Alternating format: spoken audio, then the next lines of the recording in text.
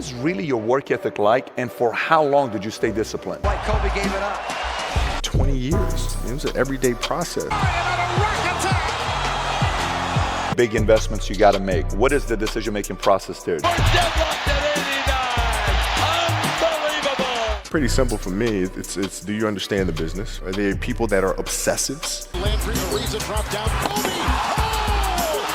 What is the conversational life like with your wife and kids to say, listen, this is what I'm doing? How did that conversation go? Over the glass, Kobe! Give me a break! Welcome to the circus! Well, with the kids, it's different. So like the communication with our children is that Pops is working hard. On Bryant. Well, that's the top play of the day. And then for my wife, it's, she's as competitive as I am. So she's like, listen, man, if you're going to be out here training 8 hours a day, if you're going to spend 9 months out of the year away from your family, you better fucking win the championship. And the Lakers win the game! And that is just great. What's your approach to recruiting? Split it, threw the ball off the backboard, and beat everyone to the rim. You want first place, come play with me. You want second place, go somewhere else. And Kobe with emphasis. Final thoughts, man. What are we going to see with Kobe next 20 years?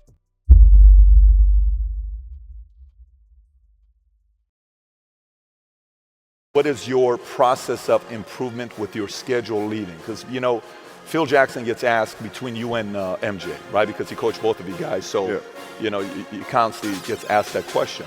He's always going to pick the first child. He's going to pick the first child.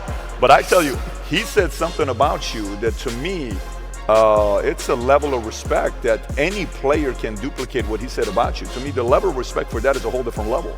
You can't teach big hands. Right? You cannot teach that, right? You cannot teach 49, 48-inch, whatever the vertical leap is, and you cannot teach that, right? Sure. But he said nobody in his history of coaching had your level of work ethic. I mean, you hear so many guys tell stories about your work ethic. Yeah. What was really your work ethic like, and for how long did you stay disciplined? Well, I mean, every day. Since 20 years. It was an everyday process, and trying to figure out strengths and weaknesses. For example, jumping ability. Now, my vertical was a 40, it wasn't a 46 or a 45. My hands are big, but they're not massive. Right? So you got to figure out ways to strengthen them so your hands are strong enough to be able to palm a ball and do the things that you need to do. Quickness, I was quick, but not insanely quick. I was fast, but not ridiculously fast. Right? So I had to rely on skill a lot more. I had to rely on angles a lot more. I had to study the game a lot more. And but I enjoyed it though. So like from the time I can remember when I started watching the game, I studied the game, and it just never changed. Technical question here. Let's see how you can answer this. Who would Shaq be if he had your work ethic? He'd be the greatest of all time. If Shaq had your work ethic, he'd be the greatest of all time. Greatest of all time by a mile. Sure. He'd be the first to tell you that, for sure. This guy was a force like I have never seen. He was crazy. A guy at that size. Generally, guys at that size are a little timid and they don't want to be tall. They don't want to be big. Man, this dude he did not care. He was mean. He was nasty. He was competitive. He was vindictive. He was, I wish he was in the gym. I would have had fucking 12 rings. What's your process for making a decision? Do you have a flow of how you go through making a decision? Depends on the decision. Depends on the decision. If we're talking about, a basketball decision where, you gotta read a certain coverage or something like that. A lot of that comes from the pre-work and understanding what their defensive package is and how to put teammates in certain situations. So, for example, if you look at players nowadays that are charged with taking game-winning shots, making game-winning decisions, and you look at the play and then you look at it and say, okay, well, that shooter was there, the double team came, and the player couldn't do anything but pass the ball, right? Well, that's because they didn't do the pre-work. right? So when you do the pre-work, you understand, okay, this team in this situation likes to run a double team from this particular angle. All right, so I'm gonna clear that side out, force the double team to come from a different angle, move myself to a space on the floor where it's gonna take a long time for the double team to come, and now I can circumvent the double team and get to a place on the floor where I can knock down a shot or get to the basket. So it's all that pre-work.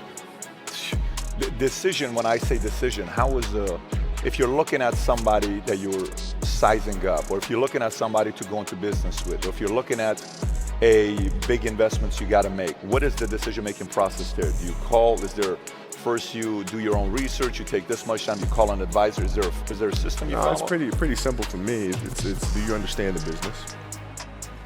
Is it a business that you can help in some form or fashion? What are the barriers of entry to that business? And then the entrepreneurs themselves, the company itself, right? Do they have a culture that you believe is sustainable? Are these leaders people that you believe in? Are they people that are obsessives? And in turn, have they created a culture of obsessiveness? So I tend to look at those 4 factors, and that's it. That's big right there, by the way. I don't know if you guys caught that right there. That's pretty massive right there.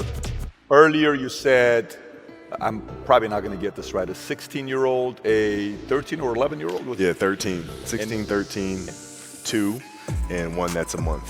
1 that's a month, by the way, right? 1 that's a month. All girls. All girls, 444. So 16 means you're in your 6th year having a baby? Yeah. Is it something like that, right? Give or take.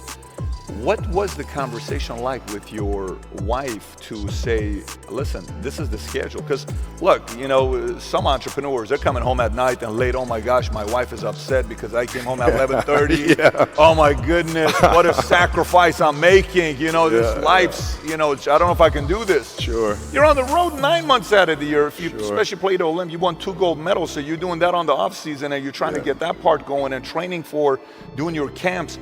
What is the conversational life like with your wife and kids to say, listen, this is what I'm doing? How did that conversation go? Well, with the kids, it's different. So, like, the communication with our children is that, you know, Pops is working hard.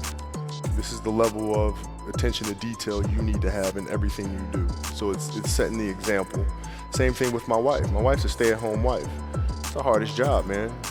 Right? So she works really hard at that. I mean, it's, you know, and so her attention to detail with that as well are examples for our children.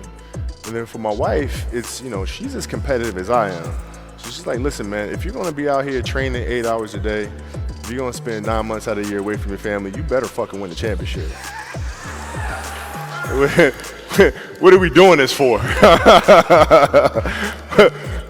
What are we doing? What are we doing? I love that. You know, but it's a balancing act. And that's the thing that's important, is understanding that we have to have so much energy.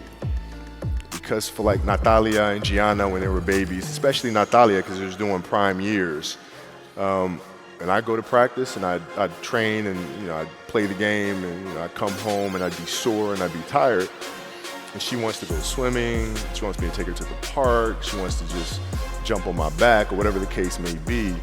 You can't say, I'm too tired, I'm going to lay down. That's not fair. She doesn't know what the hell's going on, right?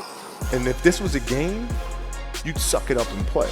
I play games with the flu. I play games with 102-degree fever, man. Powerful. You can't do that. That is so powerful. Right? You got to be on, man. That's big. Did you guys, would you sit at the, because you're obviously very detailed, your show, I mean, you're a very, very detailed guy. Would you guys have a meeting, like I sit there and say, okay, if I'm thinking like Kobe, let's just say Kobe's trying to schedule out his year, season's about to start. Would you sit with her and say, okay, babe, this is the schedule next 12 months. Tell me about birthdays. Tell me about this. Yes. Is that what you guys do? Yeah, I look at it and say, okay, birthdays, what am I missing? Valentine's Day, Halloween, Christmas, you know, Easter, like all that fun stuff. I look at the schedule and see what I'm there for, what I'm not there for. Christmas, is it a road game or a home game this year? And then we make a family decision. It's family travel. Do I come back? Like sometimes I'd fly back. Like I'd play a game to not miss my daughter's birthday. I'd fly back, be there for her birthday, and then fly back with the team. You know, just to make sure I don't miss anything. Respect. What's the least amount of sleep you played a game on? No Is sleep. there a story where it's like, no one knows about, where you went and played a game and it was so insane for whatever reason? No sleep. You played a game with zero no sleep. Zero sleep.